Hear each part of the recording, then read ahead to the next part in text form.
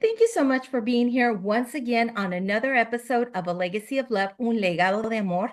And today I have a very special guest. Her name is Virginia Muzquiz. Thank you so much for being here with me today. Oh, thanks for having me on, Analee. It's so great to see you. Yes, would you share a little bit about yourself, what you do? Yeah, sure. So I've been working in the space of lead acquisition by referral for about 30 years now. And what I do on a daily basis is help solo business owners generate a $250,000 lead generation stream without the use of complex tech or paid traffic. And I make referrals predictable Oh, for very, people. very, very interesting. Um, as you and I know, we all have a story beyond that you just shared right now. Mhm. And I know that your story is very interesting, and I know that the people that are following me are going to be pretty much interested. And I Yeah. believe that they're going to also be empowered, and it's going to be very educational. So, what do you have to share with us today? Well, I think when you and I spoke, we were talking a little bit about resilience and the challenges that I faced really towards the end of the pandemic. And I developed a condition called Guillain-Barré syndrome. And it took my life away from me. I couldn't take care of myself. I couldn't walk. I couldn't carry things. Like I lost a lot of motor function and a lot of executive function. So I had a hard time really thinking. And the doctors, um, yeah, their prognosis wasn't good. Oh, wow. Could you share a little bit about that? Because there's a lot of people that are just tuning in and they're like, excuse me, what is that? What is that? Yes. So I don't want to get controversial, okay? But Guillain-Barré is almost always caused by a vaccine. Okay. And so it's not only one vaccine, it's all kinds of them, right? It is a danger or a risk for lots of them.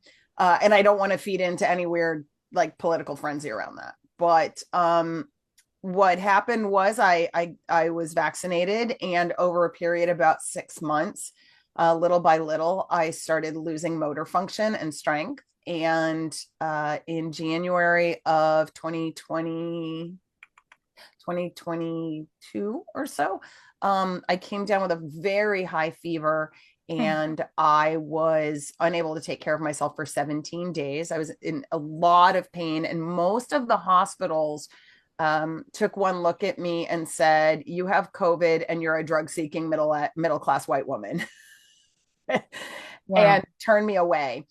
And at the time, it was really traumatic, because when you're that sick, you just want relief from the pain and you just want help. And it was really nowhere to be found. And in the thick of it, I really attached myself to God, and God and I had some choice words. I'm not going to lie. I'm pretty sure he's used to being cursed by his people every now and again. But in the end, what I later found out was that because of the situation, it was actually protection. Because had I been hospitalized, what they usually do is they put you in a coma, and then they vent you, and when the fever breaks, like when it all breaks, then they bring you back too. But we all know what was happening to people that were on vents during that period. Most people were vented and never came back to their bodies. So as a result of that, a lot of people just really didn't know at the time, what the virus was doing to people, what the vaccine was doing to people. Like nobody knew anything. So everyone was in the dark. And so it wasn't really maliciousness that they just sort of sent me home and went, well, tough luck, kid. They legit didn't know. And most people were completely burnt out from the situation, especially our first responders and the folks that were frontline healthcare workers. Um, and boy, I was madder than a hornet. I was so angry and I was so frustrated. Um, but I turned to I did a lot of research and found out that there's that mushrooms will actually help you regrow the dendrites in your brain, and that might be a solution. So I started out with like lion's mane and some of the more mainstream ones, and I got a little bit of relief and a little bit of improvement. And then I met someone who serves psilocybin, and I tried that, and that was just like a miracle healing agent for me. And since then, I've become a student of plant medicine in an ancient indigenous tradition, and have just learned a lot about the mind body spirit connection, and how we, at a spiritual level, we really do create from the inside out, and that we heal from the inside out as well. And so as I look back on it, this is probably one of the greatest gifts of my life, because I now understand how energy works, how spirituality works, how our connection to source works. And as a result, there's not just been a lot of healing in my own personal life, but I'm seeing healing in my daughter, and I'm seeing healing in my family and my friends and in my clients, and just an amazing opportunity to expand the footprint, the positive footprint and the healing footprint that I have the opportunity in front of me to leave in the world. So I feel like we're talking about legacy, and I feel like I've just been invited to create my legacy out of this. Most definitely. And when you were mentioning, you were very mindful about, other people and their beliefs, and they actually got the shot, or they just, decided not to. In my case, I'm being very honest, I did not, Right. because I was glad that I actually checked with relatives that are doctors, and they actually advised me not to, because I have issues with my hormones, and it Mm-hmm. also messes up with that. It also will cause other things, and I remember us chatting before this recording, and you actually even shared that there was friends of yours that ended up with very serious issues, conditions, even with cancer. And Right. because of what I heard, I just did not want to go that path and that route. And I respect that. I respect Yeah. people, the ones that did, like you mentioned, I don't want to go into politics. I want to be very careful and mindful. Yes, that's the right way to go, but we also have to be very open and Yeah. honest of what it caused. And hopefully the audience that's listening today, they are also willing to receive, and they're open-minded to recognize that this was a thing. And how the shots came along, they came out extremely fast. And who knows, the side effects. Like you said, you had certain side effects, and you've had other friends that had different side effects. Right. I And think it some has friends that have had nothing. there you Some go. friends that have had absolutely no. And to be fair, I had friends with comorbidities that got the respiratory situation, and we lost them. And I don't know, do I know if maybe they had the protection, right? Maybe that would have been protection for them. Like we really don't know. And honestly, there's so many theories about it. But I'll tell you what, I'm like, look, what if we even just took the high road and we said, okay, they were doing some sort of experimentation trying to cure some horrible thing.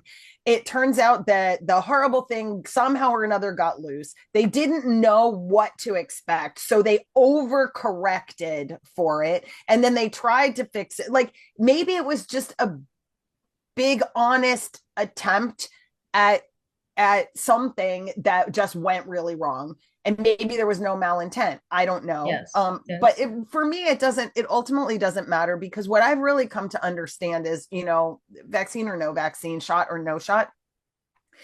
Last November, I spent a week in the jungle with my maestro and Dr. Ayahuasca, which is it's a plant concoction that tastes like dirt and worse. It's very bitter. Um, and what I learned and what I experienced was that I was carrying around generations of trauma.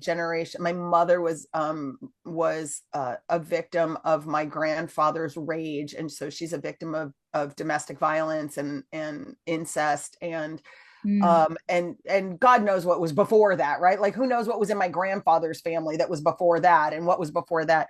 And so I ended up in this journey of release of generations of trauma, like genetically held trauma, Mm. and um, really came to understand that that illness was a concentration of anger and resistance and low vibrational emotions that I was really holding on to. So I was Oh. angry about the virus, and I was going through I went through a very bitter business breakup with some partners just prior to that. And I was angry, and I was like, just so much. And I feel like, yeah, maybe that was the catalyst, who knows, whatever. But the truth is that the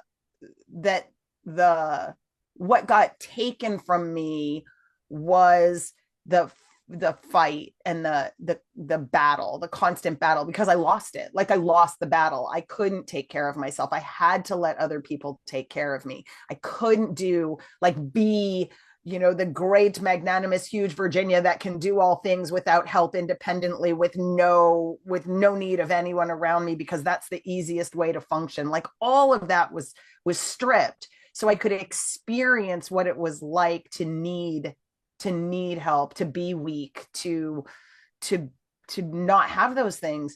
And when you realize that, you become a much softer, kinder, more compassionate human, because you've been there. You've been in a place where you literally or figuratively had nothing.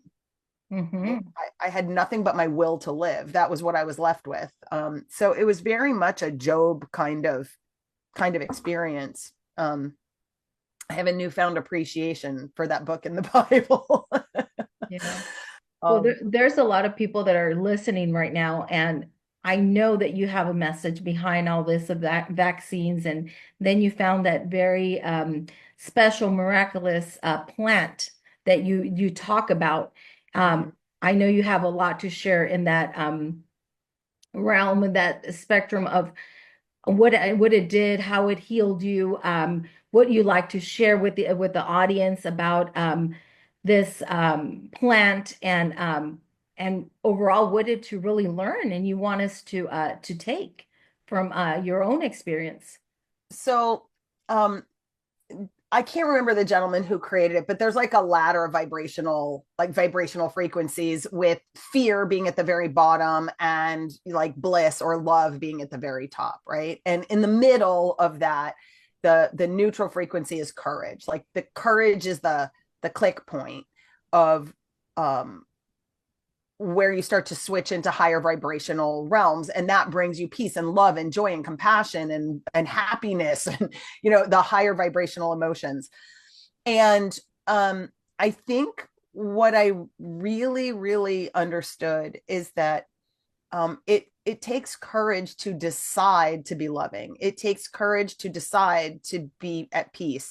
In front of everything that's happening, in front of all of the negativity that is constantly being showered on us through the news media, and even in our conversations at the cafe, because the news is affecting that. And it takes courage to just take a stand for love and for peace and for compassion, and to say, yeah, I get it, and to maybe try to help people have the courage to challenge their own convictions. Because I think the number one courage that I learned was the courage to turn towards myself, good, bad, and ugly, and to understand and to give compassion and forgiveness to myself, to my own shortcomings, to the things that make me feel shame, to the things that make me feel fearful or angry, and to have forgiveness for that part of myself, so that I'm not stuffing it, right? And I think that was probably, for me, if there's any legacy that I leave right now in my wake, it's this understanding that you really are 100% responsible for everything that's happening, not from the external circumstance. Like, if somebody hits my car, maybe I did some, oh, it's all my fault because I got on the highway this morning. And if I had never gotten on the highway, then I couldn't have been the victim of this accident. I suppose you could go that far back. But from my perspective, it's like, okay, there was an accident. It's a problem. How will I respond? Will I respond with anger? Will I respond with rage? Will I respond with blame? Will I respond with fear? Like, you better take care of this because I need you to fix my car.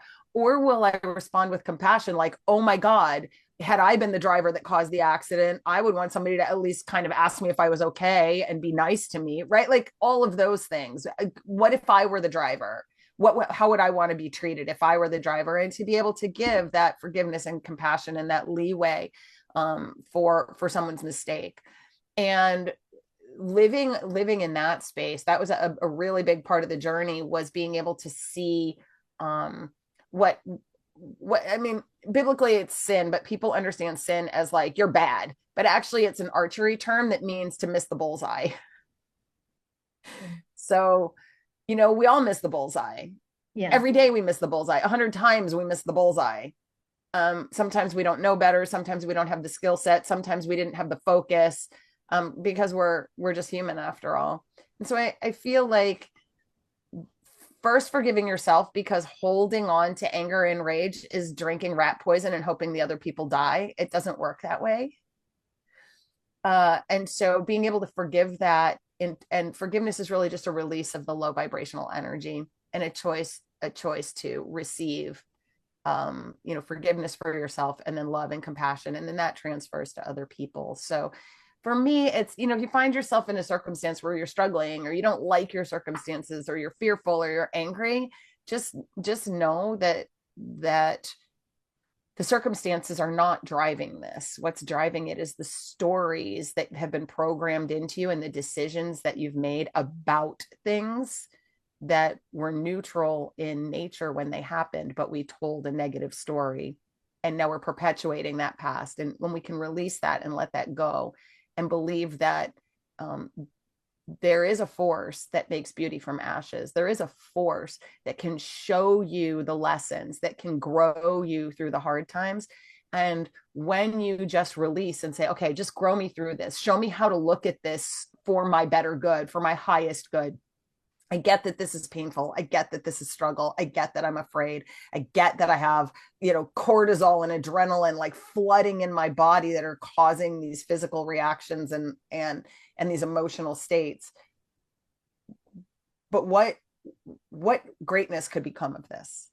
Yes, most definitely. And that perspective, I think, is a big part of leaving a positive footprint as you walk through your life. Yes, and what I see is that, what did you learn out of this? Will you actually go back and do the shots again if there was some other COVID or some other, virus coming in, or who knows what would be, coming up? Would I do the same thing? Would I really rethink about it? Maybe you didn't have any, side effects, but there was people that definitely had a lot of side effects. That doesn't mean that you're not going to have those side effects if it was to happen again. It's just a matter of thinking a little bit more and recognizing that it seems like this was mainly something that was caused in a lab.